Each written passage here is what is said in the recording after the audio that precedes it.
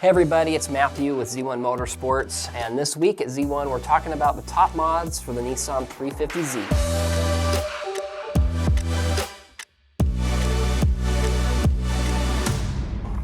That's right, the mighty Z33. The 350Z came out in 2003 after Nissan hadn't had a Z on the market since 1996. It's a long time for there to be no Z on the market, and there was a lot of pent-up excitement, myself included. So when the 350Z came out in 2003, it was a very popular sports car. Sold a lot of cars. You fast forward to today and the 350Z is still a great platform to have a lot of fun, whether you're daily driving it or using it as a weekend warrior. There's nearly an endless list of mods available for the 350Z, and today we're going to cover some of our favorites. It's not going to be a complete list of everything, but some of our favorites. And for each of these topics we're going to cover today, you can find a link to the product category on z1motorsports.com or in the link below. So top of our list, top mod for the 350Z is gallery gaskets. Are gallery gaskets really a mod? No. However, as much as we love the VQ platform, the 350Z and even the early 370Zs and the VHR are prone to gallery gasket failure. And when you're adding power mods to any engine, oil pressure is your friend. So gallery gaskets, they're a thin paper gasket behind the timing cover. They tend to tear and leak oil, lowering your system oil pressure over time. And if they leak bad enough, it causes an oil pressure issue that could cause catastrophic damage to your engine.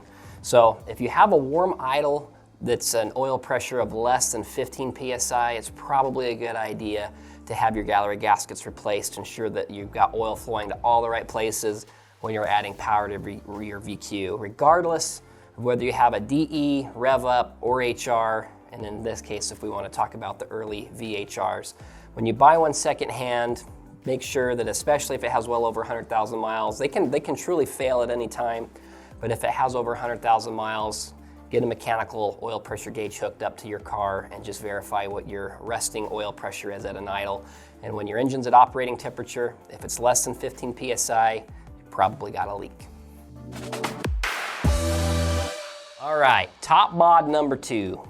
I've got coilovers as my number 2 because coilovers are probably the mod that give you the biggest bang for your buck. So a quality coilover setup will improve your handling, braking, acceleration, all in one complete package if you've got a good quality set.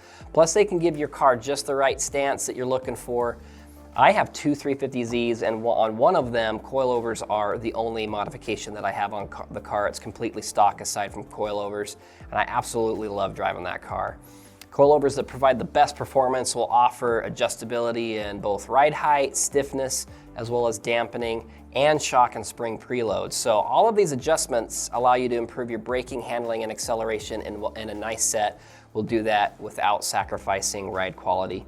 It's also best to pair, when you do coilovers, and depending on if you go true style or not, it's also best to pair them with adjustable toe, camber traction, and your front upper control arms as well to ensure that you can properly align your car if you want to go much lower than factory ride height, but still maintain those factory driving dynamics with the improved handling. All right, number 3, I've got the plenum spacer or ported plenum, depending on if you have a DE or HR. One of the best horsepower for the money upgrades you can buy is either a plenum spacer if you have a DE or a ported plenum if you have an HR. Both are affordable options that are easy to install, you can do them yourself, and they provide real performance that you can feel in the seat of your pants. We've all talked about the butt dyno, right? If you can feel it in the seat of your pants, you know you're doing something right. While it's not required, it's best to pair the HR ported plenum with a tune to maximize the performance gains, and you can also pair it with a ported lower plenum, both of which we do house here at Z1. Nothing makes a car enthusiast smile more than a good exhaust note, so the number 4 I have on the list is a catback exhaust system. So when you're driving through the canyons, rolling through the gears, a good set of pipes makes it as good as it gets.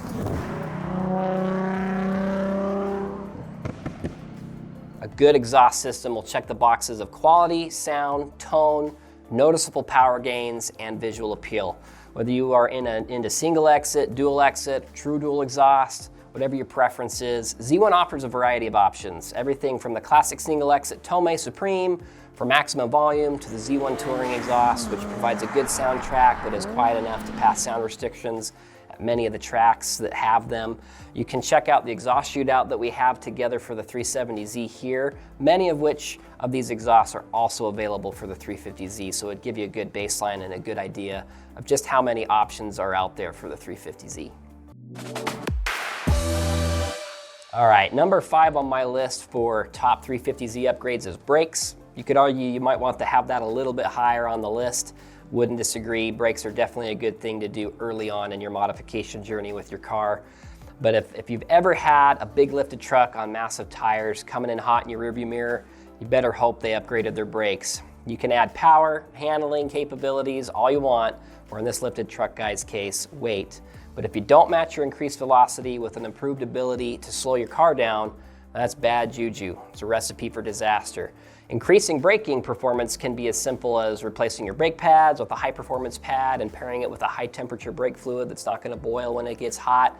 That alone is enough to allow you to head to the racetrack and safely bring your car down from high speed lap after lap. The faster your car though, the more brakes you need. So a big brake upgrade could be the way to go if you're really building a fast car. Plus a big brake kit can also be the jewelry that gives your car that extra bling. So big brake kits from Z1 typically cover all 4 corners of the car and include larger calipers for increased clamping force and larger rotors to provide an increased surface area to drag your car down from speed and to dissipate heat more efficiently. It's also recommended to pair a big brake kit with new stainless steel brake lines, both to resist heat and to improve your brake pedal feel. And Z1 kits can be optioned with a variety of performance pads that range from street use to race pads or something that's equipped to be a little bit of both worlds. It's also important to know that big brake kits will determine what wheels you can run. Most require a minimum wheel diameter of at least 18 inches, so keep that in mind when you're trying to figure out the whole package of wheels, tires, and brakes. Number 6, sway bars and bushings. Installing a good set of sway bars is probably the quickest and most affordable way to increase cornering grip and reduce body roll in your 350Z. If you've already got lowering springs or coilovers on your car, you'll want to pair your sway bars with some adjustable end links so that you can make sure that you're not causing any binding in your suspension. The Z1 front and rear sway bars are both adjustable so that you can pick your level of increased stiffness based on your driving style and preferences and the way you're setting up your car. I recently installed the front sway bar on my 350Z and have been using that out at the track, and it made a very noticeable improvement in the handling of my car when I was out at the track, and it was an awesome upgrade. Number 7 on the list are wheels. I love nothing more than a new set of kicks for my car, and picking the right wheel can sometimes be more complicated than people realize. I mentioned earlier, you'll need at least an 18-inch diameter wheel to clear a big brake kit, and having a good quality wheel can also net you performance gains as well. While wheels certainly give you that pop you're looking for from an aesthetic perspective, they contribute to the unsprung weight of the car. Unsprung weight is weight that is not supported by the vehicle's suspension, and the lighter the wheel, the less work your suspension has to put in stabilizing the car.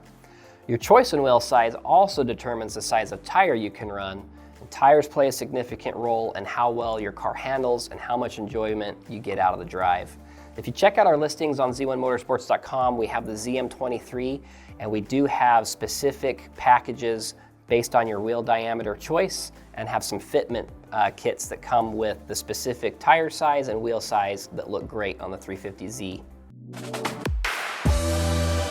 All right, number 8 on the list is the clutch kit. You might have been on our apparel section of the website and seen the Kick Me Harder t-shirt. While it might be funny, we are dead serious when we say a good performance clutch can take some serious abuse. The pedal feel on a stock 350Z I find to be a little bit on the soft side, not to my taste. And a good clutch kit's gonna include your clutch disc, flywheel, and a pressure plate, along with your other necessary upgrades like your clutch line, pilot bushing, and throw-out bearing.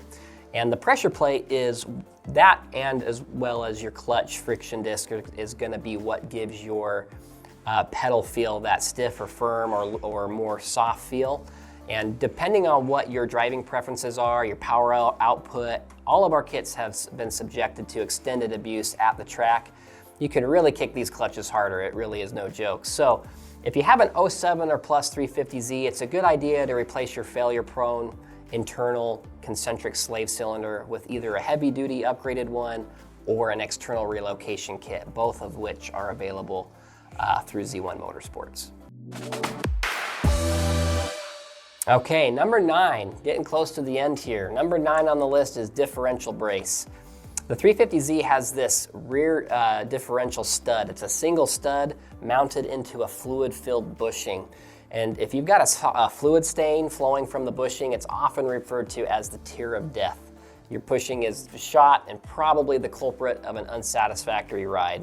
If you do any kind of performance driving at the track, especially if you're drifting, that single stud is not long for this life, even if your rear differential bushing hasn't failed.